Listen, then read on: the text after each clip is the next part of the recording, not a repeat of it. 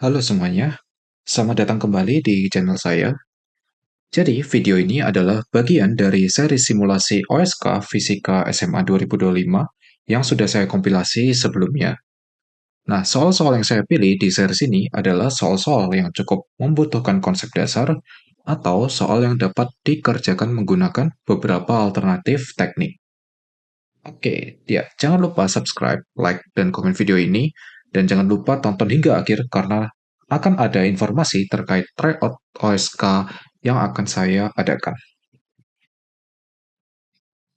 Oke, sekarang kita akan mengerjakan soal nomor 7, yaitu soal tentang dinamika katrol dengan gesekan. Silakan dibaca soalnya terlebih dahulu.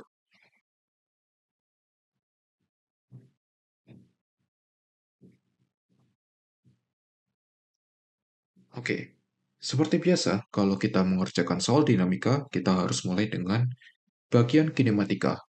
Dan untuk kasus ini, kita perlu mencari hubungan gerak antara M1 dan M3 ketika M2 ditahan diam karena gesekan.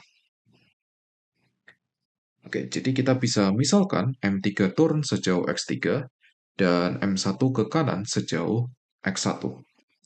Kemudian kita bisa misalkan di sini ada tali L1, kemudian ini panjangnya L2, ini L3, dan ini L4. Oke, ada 4 segmen tali. Kemudian, constraint di sini adalah panjang tali akan konstan. Ya, total panjang talinya tidak bertambah atau berkurang. Kita perhatikan untuk tali L1, karena M1 ke kanan, maka panjang segmen L1 berkurang sebesar X1.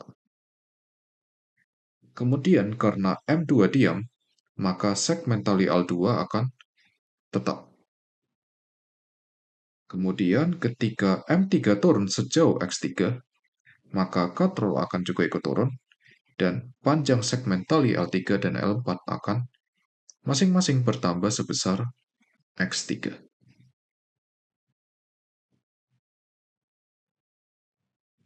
Oke, sehingga kalau kita tulis persamaan untuk panjang tali konstan, yaitu total dari perubahan panjang setiap segmen tali akan sama dengan 0. Dan kita bisa substitusi min X1 ditambah 0 ditambah X3 ditambah X3 sama dengan 0. Atau X1 sama dengan 2X3. Yang jika kita turunkan 2 kali terhadap waktu, akan didapatkan A1 sama dengan 2A3. Persamaan 1.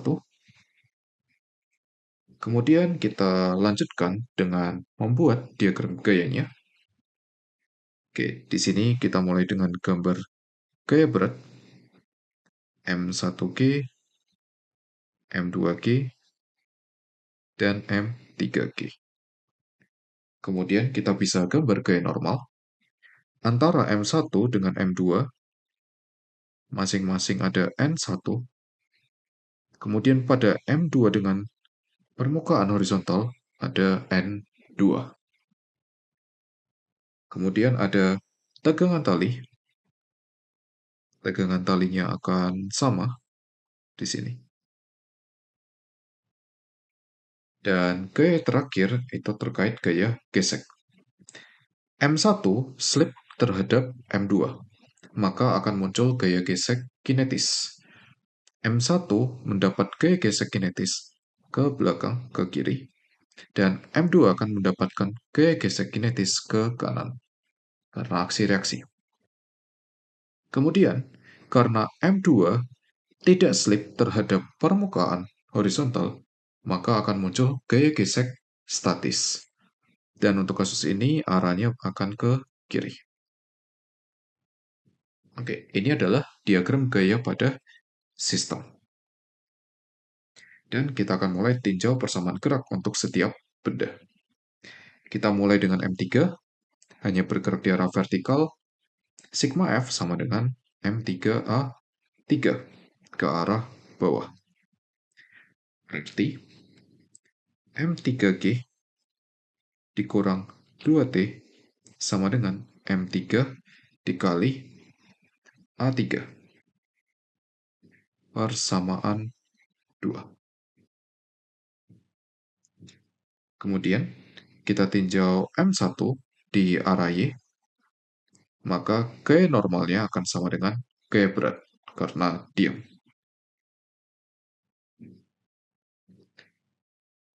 Oke, selanjutnya kita tinjau di arah X, sigma Fx sama dengan M1A1. Oke, berarti T dikurang gaya gesek kinetis.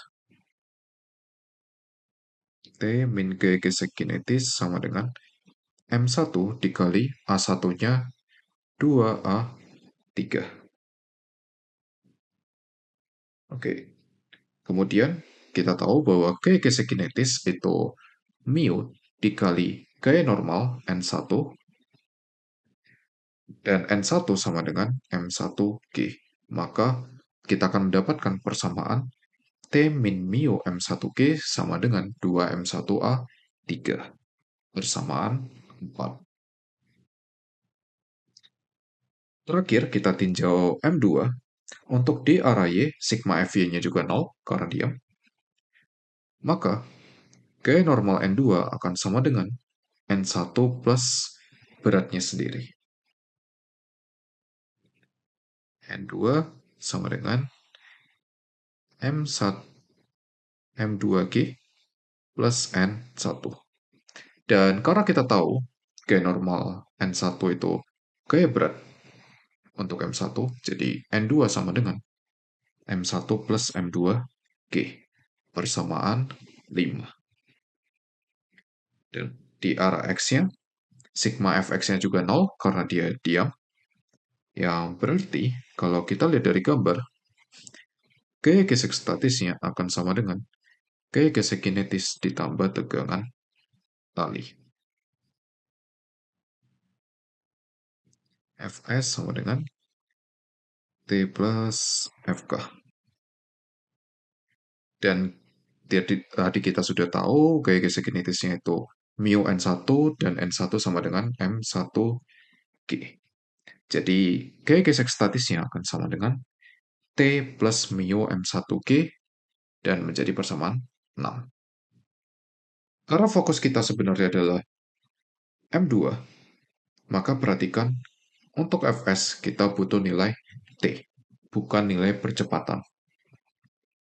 Oleh sebab itu, kita bisa mulai dengan eliminasi A3 dari persamaan 2 dan 4. Dengan cara persamaan 2 kita kalikan dengan 2M1, oke, kemudian persamaan 4 kita kalikan dengan M3. Oke, kita akan mendapatkan persamaan berikut. Kemudian kita bisa kurangi kedua persamaan yang sudah kita kali dan mendapatkan tegangan tali, yaitu M1 M3G dikali 2 plus mu per 4 M1 plus M3 persamaan 7. Oke, dengan informasi tegangan tali, maka dari persamaan 6 dan 7 kita bisa dapat gaya gesek statis. Ya, kita substitusi tegangan talinya, kemudian ditambah mu M1G. Di sini kita bisa samakan penyebutnya dengan cara kita kali 4M1 plus M3 per 4M1 plus M3. Ya, gunakan sedikit aljabar dan akan didapat gaya gesek statis pada persamaan 8. Nah, gaya gesek statis ini akan kita gunakan ke bagian yang paling penting, yaitu syarat agar M2 itu selalu tidak slip. Nah, syaratnya apa? Syaratnya adalah gaya gesek statisnya harus selalu kurang dari sama dengan mu N2. Di mana mu ini sebenarnya adalah mu S atau koefisien gesek statis. Oke, kita bisa substitusi Fs dan N2. Di sini gravitasinya bisa kita coret. Kemudian dengan sedikit manipulasi aljabar, ya kalian bisa selesaikan Untuk mendapatkan pertidaksamaan, mu harus lebih besar dari 2m1m3 per 4m1m2 plus m2m3 min m1m3. Ya, kalau nilai mu-nya lebih besar dari ini, maka M2 akan tidak slip terhadap horizontal atau artinya M2 akan diam. Jadi pertanyaannya, berapa nilai mu minimum yang dibutuhkan? Tentu saja nilai ini. Sehingga kita bisa tulis mu minimum sama dengan nilai ini, yang kalau kita masukkan angkanya dan kita bulatkan, akan didapatkan 0,6.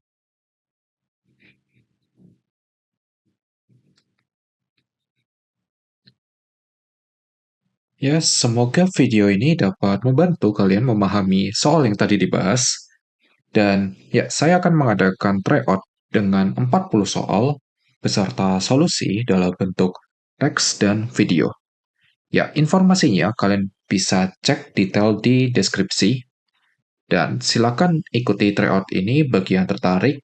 Dan jangan lupa subscribe, like, dan komen video ini jika video dan channel ini membantu kalian semua. Ya, terima kasih dan sampai jumpa di video selanjutnya.